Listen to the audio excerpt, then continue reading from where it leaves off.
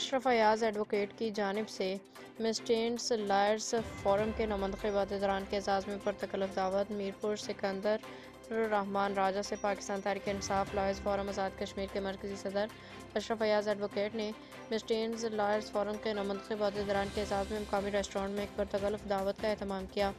اس دعوت میں مسٹینٹس lawyers forum کے نمائندگی صدر مجیب الرحمان چیچی، نائب صدر راجہ فرقان، جنرل سیکریٹری، فائنانس سیکریٹری اور انفارمیشن سیکریٹری دیگر عہدیداران کی شرکت۔ تقریب میں چیئرمین کلری یونین کونسل علی زاہد ایڈوکیٹ، شیخ عادل مسعود ایڈوکیٹ، ظہیر چودھری ایڈوکیٹ، خواجہ آفاق ایڈوکیٹ، حمزہ شفیق ایڈوکیٹ، عمر ایڈوکیٹ، نعمان گجر سمیت دیگر وکلاء نے بھی شرکت کی، اپنے خیالات کا اظہار کیا۔ اس موقع پہ نمائندگی عہدیداران نے اشرف ایاز ایڈوکیٹ کا شکریہ ادا کیا اور اس دعوت کے انعقاد کو ایک خوش آئند قدم قرار دیا۔